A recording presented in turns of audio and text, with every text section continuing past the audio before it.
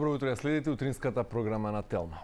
Летниот распуст како провокација да се прочита некоја убава книга, а потоа спознанието стекнато од неа, односно впечатокот и искуството од приказната, да се сподели со луѓето околу вас. Утрово да си кажеме за читањето книги и за раскажувањето на приказните.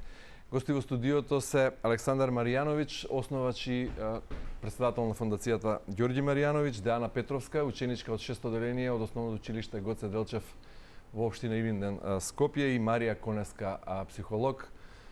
Почитувани, добро утро, добре дојдовте во Телма. Благодариме за поканата, добро утро и на тебе и на гледачите. Како сте расположени утрово за раскажување приказни? Па имаме помош. Бидејќи ни доаѓате од, речиси директно од суперфиналето на надпреварот во раскажување приказни, на кој победник во категоријата на ученици од 6 до 9 одделение е Деана Петровска. Деана, што значи таа титула за тебе? Како се чувствуваш како супер раскажувач? Многу ме беше убаво чувството, едноставно се уште сум во шок. Многу ми е мило да читам книги, едноставно ми исполнуваат од мала возраст, се влюбувам во нив, едноставно да го кажам тоа. Имам желба да ги читам и стварно сум навистина, како да кажам, мило ми беше и сите дома моите беа во радост и навистина ги исполни нив тоа, бидејќи сепак јас сум најмала и секогаш ќе бидам најмала и многу е големо тоа чувство на мала возраст да досегнеш големо нешто. Еве прилично добри ораторски способности кај младата Деана Петровска, ако ја пуштиме да зборува, веројатно ќе може и цела емисија да. Па да, не се сомневам. Но еве малку како појаснување за гледачите, Александар Маријановиќ, вашата фондација, односно фондацијата која ја основавте, организира и годинава успеа да ги собере најдобрите раскажувачи од основните училишта во земјава, да, и да го организира тоа суперфинале. Така, организирањето на овој надпревар е дел основен, значи првиот чекор во остварување на визијата за која што сонуваше татко ме, тоа да направиме Македонија пристано место за живење. И размислувањето зад овој надпревар дека нам ни требаат луѓе, лидери, кои што ќе не одведат до посакуваната цел. Ако го земам како пример татко ми, кој беше еден од најголемите читачи, јасно е дека да се биде лидер значи да се имаат одредени вештини, а способноста за јавно говорење е основна. Од друга страна, не може човек да развие способност за јавно говорење ако нема вокабулар, ако не чита. И така тргна идејата како да создадеме лидери. Првиот чекор беше да ги поттикнеме младите да читаат и од нив да регрутираме млади кои што во иднина ќе ги формираме како идни лидери кои што ќе ни водат земјата. Рековте, првично е идејата да се поттикнат младите да ја создадат, да ја стекнат таа навика за читање книги, бидејќи во ова ново брзо време се помалку се чита печатена литература или било што е печатено, се е достапно на брзите, на паметните телефони и најчесто и ние возрастните се информираме и поминуваме време таму. Тие прават многу голема штета. А зошто читањето е важна активност, денеска ќе ни каже. Да, затоа велам во студиото со нас е и Марија Конеска, која е психолог и која беше на некој начин вклучена во овој надпревар за раскажување и во тоа суперфинале. Ги чувме мотивациите на луѓето од фондацијата Ѓорѓи Маријановиќ. Мора да се развива таа вештина за раскажување, бидејќи ни требаат лидери, требаат Македонија да ја направиме пристојно место за живење, како што беше мотото на професорот Ѓорѓи Маријановиќ. Од психолошка гледна точка, зошто се помалку читаме? Ја изгубивме битката со паметните телефони или таа битка не е загубена? И како читањето всушност ја развива таа способност и таа вештина за јавно говорење, опуштеност при настапот и се така? Така, што најмала возраст мораме да напоменеме дека во првите 5 до 7 години се развива мозокот на детето и токму тука е основата за да се развијат сите тие интелектуални способности кои во иднина се надоградуваат. Така да во однос на градење идни личности, односно лидери, ова е основата каде што може да ги изградиме. со тоа што самото читање, уште од најмала возраст, не само од страна на родителите, туку и поттикнување на дечињата да читаат и самостојно и пред се и гласно, придонесува да се развие нови клетки во мозокот, да расте мозокот и тие клетки да создаваат нови невронски врски. Всушност мораме да знаеме според науката дека всушност во една секунда се создаваат 1 милион невронски врски во мозокот во првите години. Така да сите тие невронски врски го градат нашиот интелектуален развој во иднина. Со тоа што го поттикнуваат когнитивниот развој на мозокот и социјално-емоционалниот развој на една личност. Така да уште од најмала возраст ние веќе ги градиме и ја создаваме таа основа за тој интелектуален развој кој понатаму ги гради како личности кои понатаму може да бидат идни лидери, односно вистински личности кои размислуваат и имагинативно и креативно и може да придонесат на еден позитивен начин. Супер ова вака во теоријата, меѓутоа не верувам дека Деана Петровска го знае ова кога била мотивирана, односно инспирирана да прочита некоја книга и да се пријави на тој надпревар во супер раскажување. Прашањето беше и како да ги поттикнеме, како да ги мотивираме младите да читаат повеќе книги, без Фондацијата Ѓорѓи Маријановиќ да ги мотивира со награди, да речем. Еве, гледачите што сега не гледаат, кои се родители, баби, дедовци, можеби и средношколци или основци, зошто во овој момент треба да го стават телефонот и да побараат некоја интересно четиво, некоја книга, да ја прочитаат? Обично кога на децата им велиме да прочитаат нешто, тоа го поврзуваат со училишната активност. И веднаш летото имаат одбивност кон читањето на книги, затоа што го поврзуваат како обврска која треба да ја завршат. Но од друга страна тука се родителите и тие се главните мотиватори кои можат да придонесат децата да читаат. А првиот чекор како децата да почнат да читаат е преку нивниот пример. Ние од најмала возраст, како родители, ако ја земеме книгата во раци и ја укажеме и ја покажеме на нашето дете вредноста на книгата и ја покажеме на еден креативен, имагинативен начин, раскажуваме на соодветен начин на нашите дечиња, и ги внесеме во таа приказна на книгата, односно и ги одбереме нели соодветните четива согласно нивната возраст, тогаш директно што најмала возраст кога ги создаваме тие основи кај дечињата, создаваме и мотив да читаат, односно и желба и љубов кон книгата, што придонесува понатаму и сами да земат парче книга и да прочитаат. Раскажувањето е супер моќ која се развива со читање книги. Вели во најавата на овој настан Фондацијата Ѓорѓи Маријановиќ, јас би додал дека раскажувањето е како да се слика со зборови, некоја приказна. Еве би ја замолил Деана да ни каже која книга ја раскажуваше на преворот и како тоа изгледа, дали може еден сегмент само од книгата во оваа пригода сега да ни раскажеш. Јас ја читав книгата Збогу мој 15 години од Клод Кампањ. И сакате да ви го кажам целиот говор или крајниот дел? Само малку исечок, бидејќи немаме толку време, веројатно. Да. Еве, ќе почнеме со крајниот дел. На ја не му требаше многу долго време да се сети. Веднаш почна да го поцкал на познато чувство во градите. А тоа беше Ингвилд. Свесен со опасноста дека ќе се замени дека ќе го загуби, но истовремено и безпомошна пред љубовта кон Јан, Фани ја кажа вистината. Пламенот во очите на Јан го има одговорот за она што следува. Дали тој ќе фатеше потрака неговата сестра Ингвилд и ќе ме заминеше во Норвешка кај неговите родители, оставиќи ја кревката Фани со искрена младешката љубов. Или покрај овие сознавања нивната љубов беше борбена, ја достигна светлоста на денот. Дознайте читајќи книгата Збогу мој 15 години од Клод Кампањ. Раскажувате во трето лице како авторот, така? Да.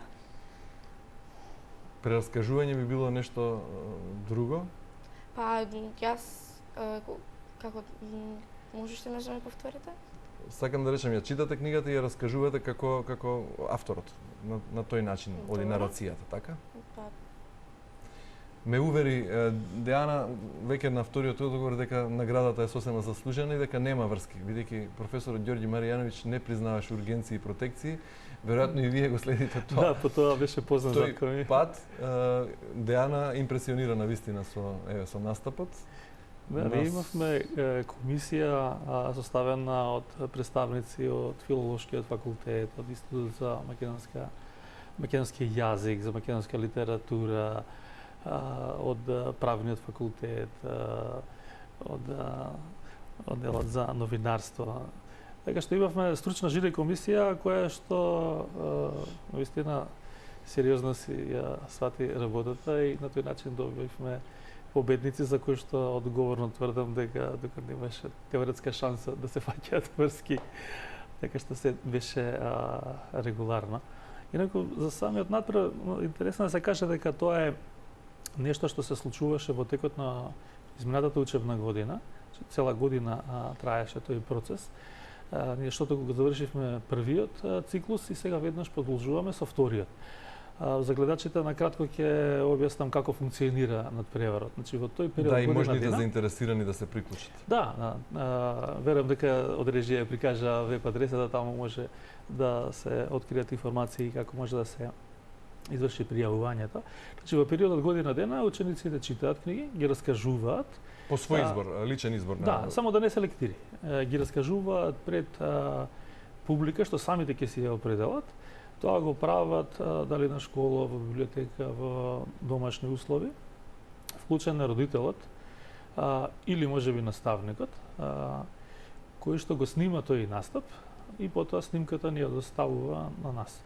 За секој бод, за секоја книга се добива по еден бод и на таков начин имаме на ранг листа колку книги имаат прочитано. Значи првиот услов е да има и бројност на книги прочитани. Па да, мислам не се станува говорник со една прочитана книга, тоа е јасно. Значи треба доста вежбање, исто како Новак Џоковиќ што носта работи вежба и тренинг, тоа што е, така и раскажувањето јавниот говор се практикува со вежбање. Затоа е важно да децата читаат што е можно повеќе. И финалето на настапот е надпревар во живо, каде што овој пат се оценува квалитетот. Значи, квантитетот е важен во првиот дел, за да видиме кој ќе влезе во суперфиналето. Тој систем го замисливме во случај кој има еднородно голем број на 1000-2000 надпреварувачи, тој случај ќе мора да ги избереме оние што имаат најголем број на книги.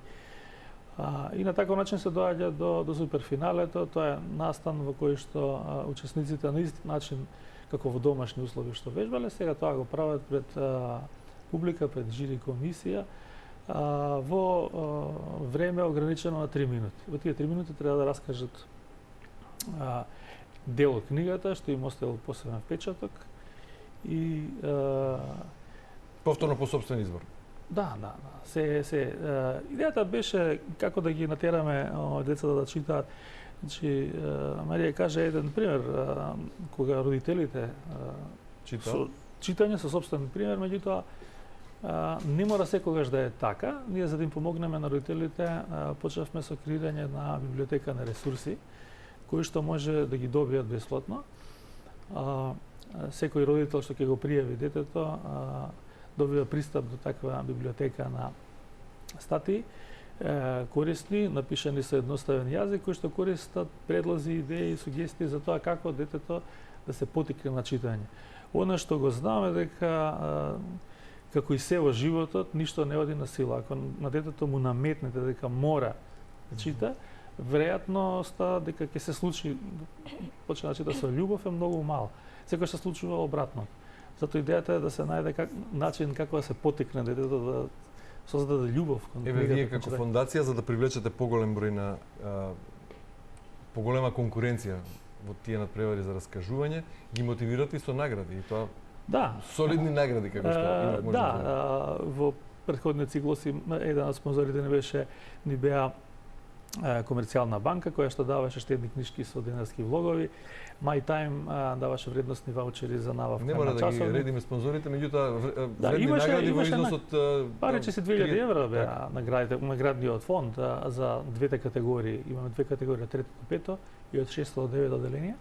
Така што јасно, наградите, признанието, тука има и за на сам почеток секој учесник добива курс за јавно говорење, што е користен и за родителите. Може би уште повредна од таа парична награда, односно тие ваучери од 2000 евра е титулата, например, за една млада дама Деана која има колку години? 12. 12 години, чита книга Збогу мој 15 години, добива титула најдобар раскажувач.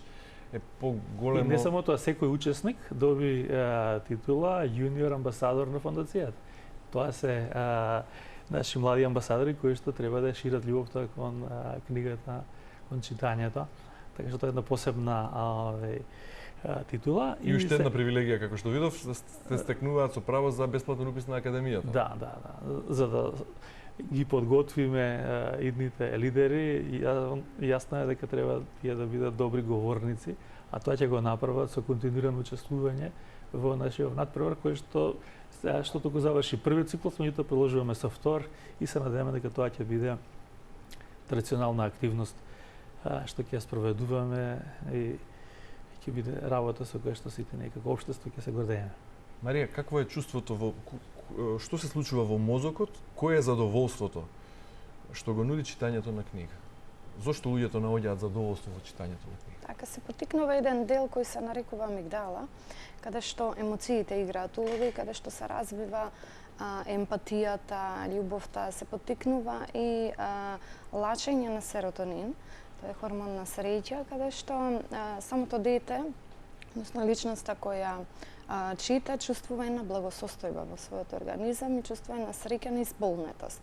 Тоа е нешто кое е многу голема работа денес да се почувствува и да се добие, затоа што повеќето се под стрес, чувствуваат анксиозност, а со самото читање на книги ние создаваме едно развивање на клетка со клетка во нашиот мозок, каде што создаваме развивање на едно порационално, посвесно и покреативно размислување, кое понатаму ја развива и нашата интелигенција, ја развива емпатијата и разбирањето воопшто на светот.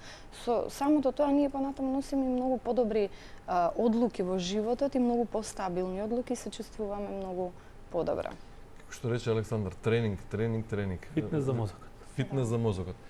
Дејана, која последна книга ја прочита или те привлече или почна да ја читаш или си во тек? Па, се уште сум во тек да пронајдам книги, бидејќи јас сум така малку побирлива за книги. Многу, како да кажам, специфичен вкус имам за книги, така да се уште сум во тек, но знам дека ќе ги прочитам, бидејќи... Нешто последно што те импресионираш, освен оваа Збогу мои 15 години? Па, мислам дека најдов во книжарницата литература МК, но се уште не сум сигурна, сакам да дојдам со моите сестри, бидејќи они имаат поголем вкус од мене и они знаат по кој пат да ми изведат за која книга, така да планирам да одам со нив за да ме поттикнат која книга да ја земам. Не може во оваа пригода да ни кажеш некоја искуство од некоја друга книга, накратко, само како приказно, без авторски белешки како што го правиш ова со Збогу мои 15 години? Па за овие книги многу одамна ги имам читано, но еден од тие книги ми остави Агата Одли. Таа беше млада девојка која истражуваше, имаше свои многу тајни, имаше зацкриени врати кои таа требаше да ги отвори, своите магични клучеви требаше да ги најде. Бидејќи велиш дека имаш специфичен вкус, да. Што конкретно те интересира најмногу? Мислам дека најмногу ме интересира некои такви истражувачки книги, така се пронаоѓам во нив, или некои тинејџерски, бидејќи сега сум во тие години. Така, а кога станува збор за задолжителната литература, лектирите, имаш отпор да ги читаш? Еве, например, сега сме на летен распуст. Ти си сега ќе бидеш 6 одделение или сега ќе бидам 8? А сега ќе бидеш 8.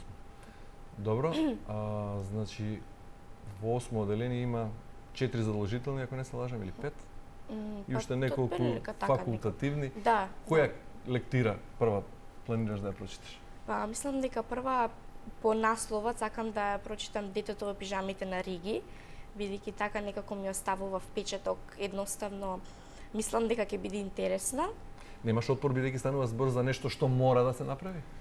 Па, јас да бидам искрена, јас сакам да ги читам книгите, сега мене не ми е важно која ќе ја земам прва, но мене ми е битното само да уживам во неа, бидејќи јас доколку не уживам во неа, некако не се пронаоѓам во неа и не сакам многу да посветувам внимание на такви некои работи во кои не уживам. Мислам, јас сакам да ја прочитам книгата, но некогаш ќе има интересен дел, некогаш нема да има интересен дел, па сакам да се пронајдам во некоја каде цела ќе ми биде интересна. Кога ќе дојдеш до некој неинтересен дел од некоја книга, ги скокнуваш? Не, ги читам.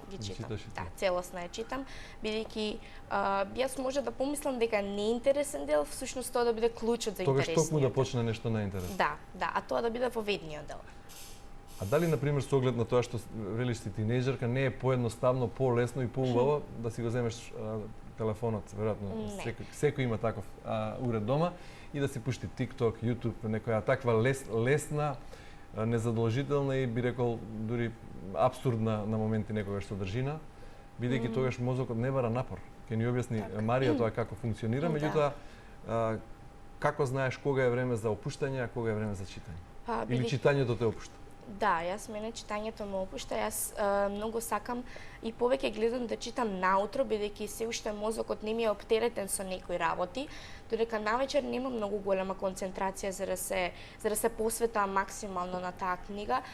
Мислам дека најубаво е да се чита наутро, бидејќи те кажав повеќе сме сконцентрирани и така повеќе доживуваме книгата од моето искуство, додека така сум ги читала и за фондацијата Ѓорги Марјановиќ, секогаш наутро сум ги читала книгите, дали ќе биде во 8 часот или 11 часот, не ми е важно, само да биде наутро, а за навечер, кога ќе имам свое слободно време, тогаш може дури да се употребат социјалните мрежи.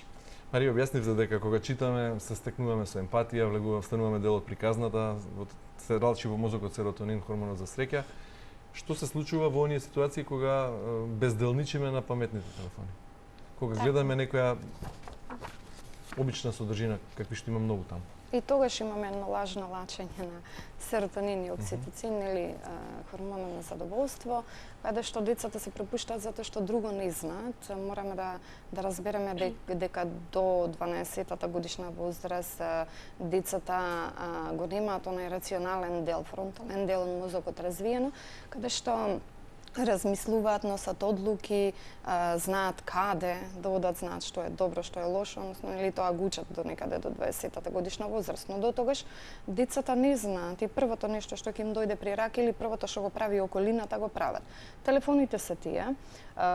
Рековте дали ни е зеде улогата на родител, не знам како споменавте точно на почетокот, ама често и како психолог кога работиме, бидејќи јас работам со родители и деца, токму тоа е мојата професија, често велиме дека сме препуштиле како родители улогата на родител да ни ја презеде интернетот. Интернетот нуди забавни, интересни работи, веднаш да му го привлече вниманието на детето, за да го поттикне тој хормон на задоволство. Но тоа е лажно поттикнување, бидејќи не носи никакви придобивки и не развива ниту една дополнителна клетка или ниту една дополнителна невронска врска меѓу тие клетки во мозокот. И тоа е многу важно да го знаат родителите. Многу е лесно да се остави детето на телефон, нека скрола, нека гледа и особено додека скрола, дури и кине невронски врски во мозокот, додека скрола небитни работи на Инстаграм, на ТикТок, често децата тоа го прават. Или некои видеа кои не носат никаква смисла и децата не учат ништо.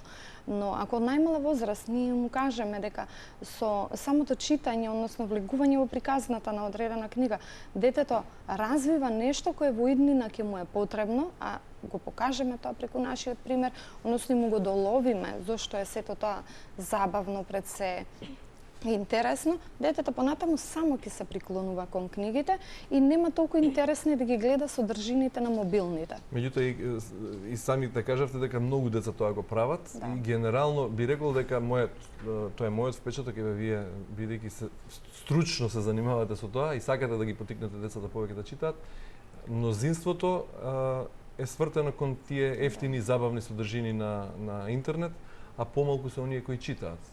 Да. Тие се исклучоци, за жал. Дали тоа значи дека ја загубивме битката со интернетот како општество, дека во иднина случаите како Деана или тие лидери кои вие сакате да ги пронајдете, ќе бидат реткост, ќе бидат исклучок, а не правило? Јас верувам дека родителите се уште имаат способност да прават разлика помеѓу добро и лошо и тие се тие кои што ќе станат свесни. Ние на тоа, всушност, тоа е една од нашите стратешки цели, да работиме на подигање на свесноста кај родителите за важноста на читањето. Затоа што читањето е нешто што создава долгорочни придобивки, долгорочно го развива мозокот. Како што реков, тоа е фитнес за мозокот. Оној момент кога мозокот ќе се развие, тоа е стекната придобивка која што е со трајно време трајање. Значи, ако вежбате бодибилдинг, кога ќе престанете да вежбате, тогаш мускулите се опуштат, што не е случај со мозок. Така што долгорочно ќе работиме на подигање на свесноста кај родителите и сите оние што се во допир со децата, за да им се укаже на важноста на придобивките што тие трајно ќе ги добијат од читањето. Така што далеко од изгубена битка, јасно во моментов водат мобилните, јасно е зошто. Тие делуваат како дрога на мозоците на децата, го покажуваат многу научни студии, но за тие работи веројатно во нека друга прилика ќе разговараме. Сега само толку дека читањето е многу важна работа. Бидејќи приказните имаат универзален јазик без разлика на се преведени на милион јазици и зборуваат за емпатија, за љубов, за херои, за таму лесно се препознава доброто и лошото и ги поттикнува младите сами да резонираат, да расудуваат и да се обликуваат како личности. Што се случи во другата категорија на деца до 6 оделение? Две беа од 3 до 5 и од 6 до 9. Логично. Имаше и таму деца кои импресионираат? Сите деца мене ме импресионира, да бидам искрен. Колку имаше вкупно? Пријавено на имаше преку 100 деца пријавено, а меѓутоа само 30 беа доволно храбри да се појават на преварот на јавниот. Објаснувањето е дека децата се срамежливи. Тоа е една работа, а второ, јавниот говор е еден од најголемите човекови стравови. Тоа исто открив податок. И тоа е нешто од кое што и возрастните имаат проблем кога треба јавно да настапуваат некаде. Така што идејата беше од најмала возраст да ги фатиме децата, да ги охрабриме во домашни услови каде што се чувствуваат најсмирено, спокојно, да таму работат, да стекнат навика за јавно говорење и потоа кога јавното говорење се практикува, тој страв полека, но сигурно се намалува и исчезнува. Не велам дека ќе исчезне во целост, барем не на нивна возраст, меѓутоа одговорот зашто толку малку дојда заради тие две работи. И јас како професионална деформација можам да забележам кога некој од моите соговорници има трема, кај Дејана не забележа воопшто трема. Имаш трема, Дејана, малку нервоза при јавен настап? Да. Мене прв пат кога бев за фондацијата Ѓорѓе Марјановиќ, тоа мене ми беше прв пат да настапам за јавно говорење и имав многу голема трема, едноставно вака се тресе, бидејќи ми беше прв пат, но едноставно таа трема од кога си го кажав говорот, бидејќи бев сигурна во себе, едноставно ја снема и толку. Тремата е голем страв, како што рековте. Не знам како тоа да го спречиме. Како? Чувствуваш непријатност, нелагодност? Да, јас секогаш така кога се запознавам некогаш со нови луѓе и кога некој важен настан во мојот живот, секогаш имам трема и мислам дека тоа е сосем нормално. Марија, како да се контролира пулсот при јавен настап? Имате и вие трема може ли сега? Дали со стекнување вештина, со многу прочитани книги, може да се победи и тој страв при јавен настап, бидејќи Дејана е сигурна дека го знае тоа што треба да го каже, дека има доволен фонд на зборови, дека има добар вокабулар, дека е тренирана и за јавен настап. Со секој настап тоа е тренинг. Многу убаво Дејана кажа, требата е нормална работа, ако ја немаме, ако не чувствуваме една мала доза на страв, всушност ние не се грижиме за нештото кое треба да го кажеме и не се грижиме што треба луѓето да слушнат од другата страна и на кое треба да го пренесеме. Секако дека и јас нормално, тоа не треба да се сокрива, тоа е нормално и тоа е во ред да го чувствуваме кога се грижиме, но еден друг момент спомена кога почнав да го кажувам она кое требаше да го кажувам, ја бев толку сигурна во себе, во тоа што го кажувам, бидејќи неколку пати го прочитала, она е заљубена во тоа, сето тоа и создало сигурност во нештата кои ќе ги кажува и ќе ги одлучува во иднина да ги прави. Така да, со самото читање развива и самодоверба, понатаму за да може токму тој јавен говор да го преобличи, да кажем, во еден подобар настап. Самото читање овозможува еден побогат речник кој ќе помогне во иднина да се совлада таа трема и да може понатаму да функционира подобро. Александр, од вашето искуство досега од водењето на фондацијата, има ли простор, дали видовте вие место за оптимизам дека некој ден визијата на вашиот татко ќе се оствари, дека Македонија ќе стане пристојно место за живење со оглед на капацитетите со кои располагаме и со оглед на оној менталитет, малку губитнички би рекол, и за кој исто така во бројни колумни пишувал вашиот татко, дека треба да зрееме како нација и да се менуваме.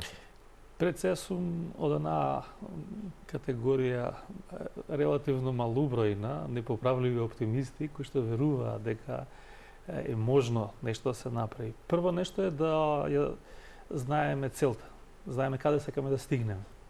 Човек што нема цел може да стигне било каде. Тоа е прво, најважно да знаеме каква ни е и каде ни е и што ни е целта. Имате чувство дека како нација и одредивме цел, знаеме каде сакаме? Она што имам забележано дека таа идеја се уште е присутна. И тоа ме радува.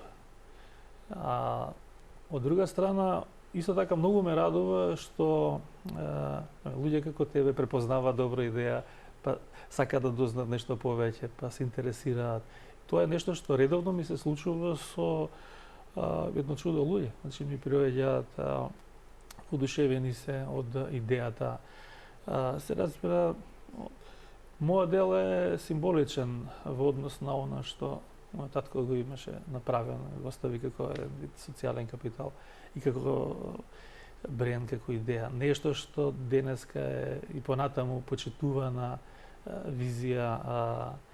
Така што мислам дека има простор за оптимизам и она што ме радува дека ова е активност што обединува. Политиката, како и религијата имаат таква способност да го делат народот. Ова е нешто што го обединува народот за една многу важна цел. И се надам дека решавајќи едно вакво сериозно општествено прашање како што е проблемот со читањето, односно нечитањето, на пат сме да создадеме генерации на млади кои што ќе ни ја водат земјата во една подобра насока, каде што нема да биде важна вероисповест, политичка припадност, туку способностите на луѓето, начинот на однесување еден кон друг. Тоа е тоа што создава кај луѓето почит. Секој сака да биде почитуван. Ако вие кон некого се однесувате со почит, почита ќе ви биде возвратена. Тоа се некои принципи кои што ќе бидат тема на Академијата за идни лидери, каде што освен способноста за јавно говорење ќе се изучува и способноста за јавно дебатирање, ќе работиме посебно за морални вредности, за децата научат сами да прават разлика помеѓу добро и лошо и конечно бон тон, култура на однесување, како да се однесуваат едни со други. Тоа се тие работи кои што го направиле татко ми да биде почитуван човек во јавноста.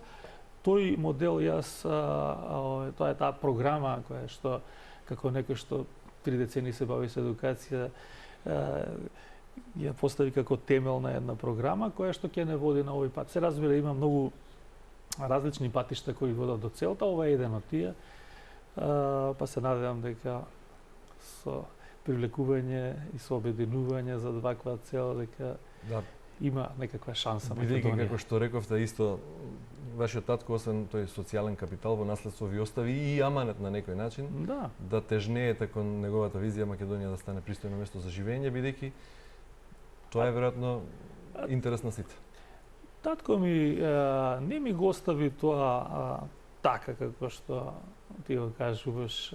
Тоа беше спонтано се деде. Спонтано, да.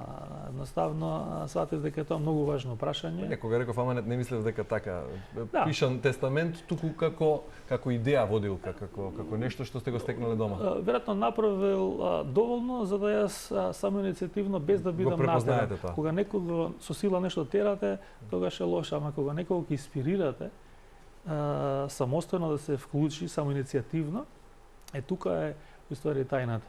И затоа ми е драго што многу луѓе препознаваат потенцијал во ваква идеја и самите доброволно се пријавуваат за да се приклучат и да го донираат своето време и експертиза. Енергија и ентузијазам. Да.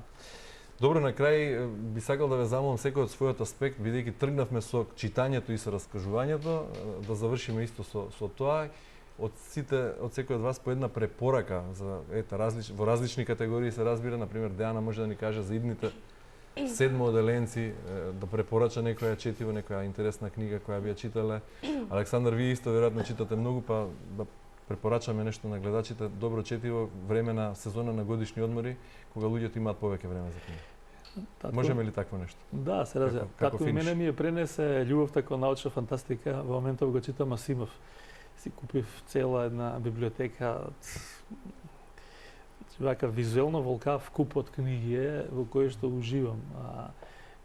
Исак Асимов е една од најголемите тројца писатели на научна фантастика и наистина тоа е преубаво нешто за читање, така што мојата препорака е за тие што сакаат научна фантастика. А и тие што не сакаат, ја и мојата сопруга и препорачав да го чита Исак Асимов, затоа што таму има некои криминалистички